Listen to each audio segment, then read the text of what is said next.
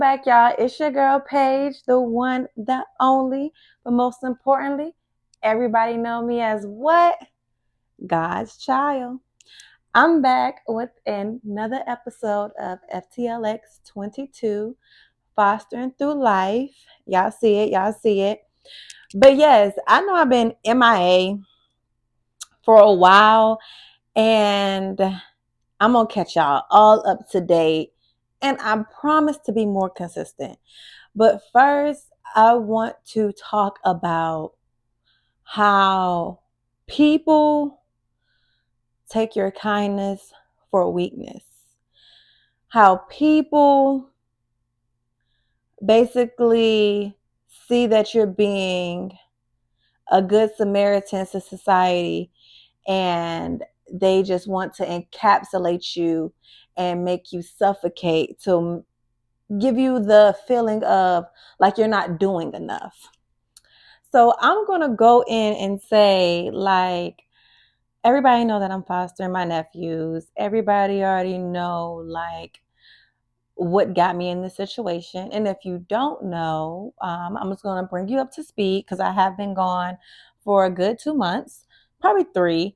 But what got me in this particular situation is that my sister, unfortunately, turned her life over to um, drugs, basically. And it became a habit of her lifestyle, which overpowered her. So, and the father of my nephews refused to take on his responsibilities. So instead of my nephews going into the system, I had basically opened my house up to them and stated that I would be their foster mother temporarily until my family got their things together. Fast forward 2 years later, I'm still their foster mom. Has the journey been easy? Absolutely not. Has the journey been worth it? Absolutely yes. Because I can tell you, God would not put on more than I can handle. And when I say that, prayer, God, my spouse, and just the strength that's instilled in me got me through my many, many, many hard days and hardy nights. But let's fast forward back. So technically, my nephews are still in the system, but just not in the system to where they're in like a group home, or they're not in a system as in staying with complete strangers. They're staying with family, me, their biological aunt.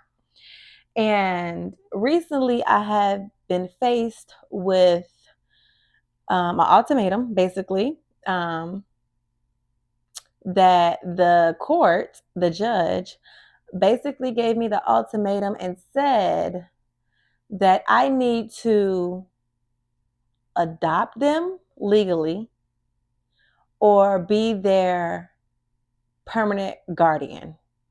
I can no longer be their foster mom.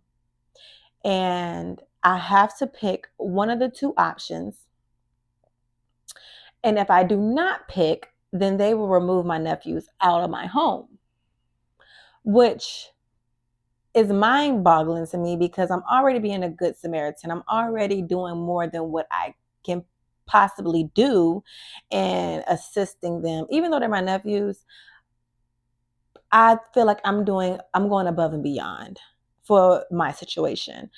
But the judge on the other hand, and the lawyer on the other hand, and the state on the other hand, basically was like, no, you're not doing enough. You're not doing enough. You need to do more. And we want to wash our hands clean with the situation. So now I see why they say the system is messed up. Now I see why they say, like, they don't care and they just like wash their hands with certain situations. And now I see why there's not enough individuals willing to foster and willing to help with adoption, willing to do these things. And the reason why I say this, is because, many people might be like, oh, Paige, why not just adopt them? Oh, Paige, why not just do permanent guardianship? Like, why do you still choose to foster them? Sit down, honey. So I'm going to explain thoroughly why I chose to continue to foster my nephews instead of going the legal route of adoption and the legal route of guardianship. I did outweigh all my options, and I just feel like keeping them as my foster children is the best option for them as they age. And I can say a lot of parents, present and future, will not think about children.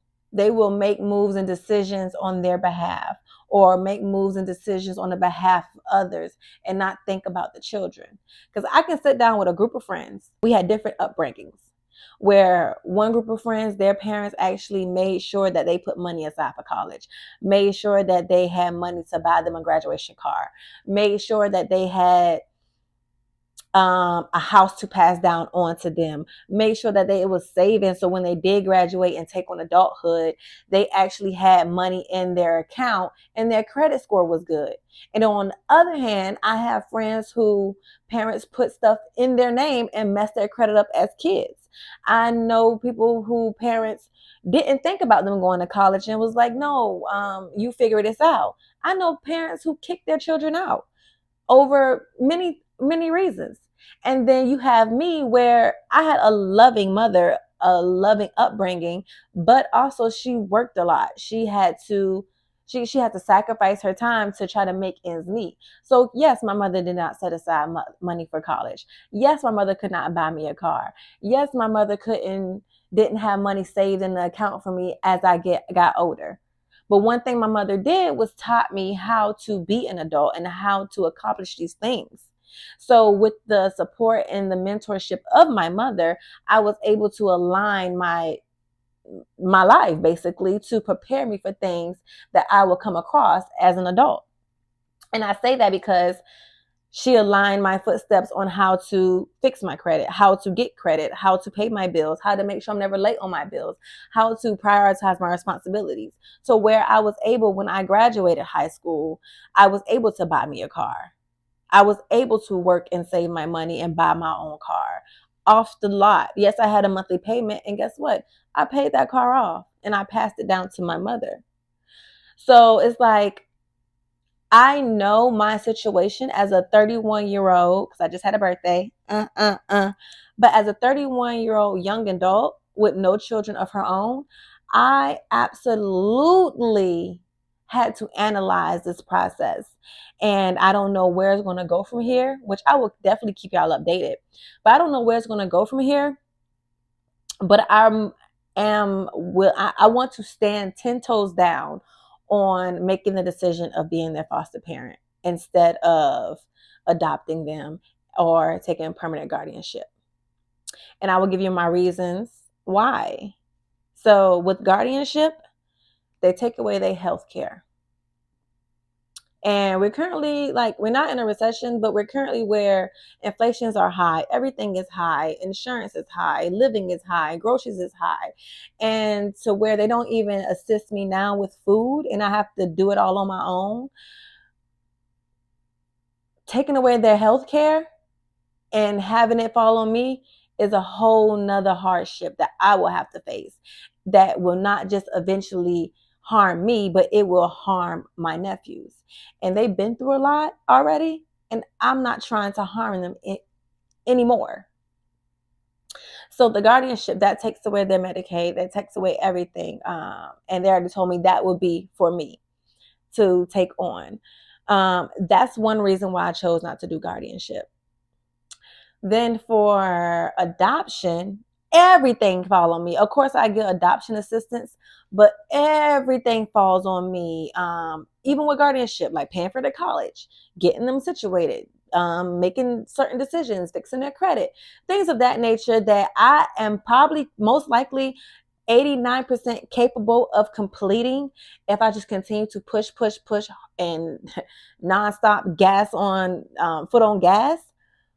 But it will be a stressful, eventful time for the next couple of years that I will have them. But And if I analyze this, and if I keep them as foster children and I just be their foster mom, they will have so many more benefits that will give them a better early start on their adulthood.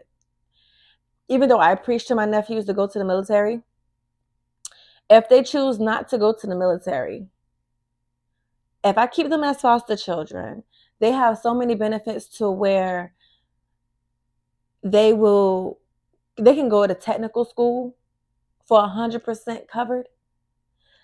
They can go to college, but they still have to take out financial aid and scholarships. But whatever is not met with the scholarships and so forth, then the system will pick that up. They will pick up the unmet tuition. They will continue their health care until they're 26, 28 years old. They will give them affordable housing. They will help them fix their credit and monitor their credit. So, like, I just named 5 beneficial things that will help them as an adult after a traumatic childhood. And the fact that the judge and the court system and the people that's over this case is telling me that I have to choose to adopt or be their guardian and stop fostering them because they don't want to assist me with anything else and leave it all on me.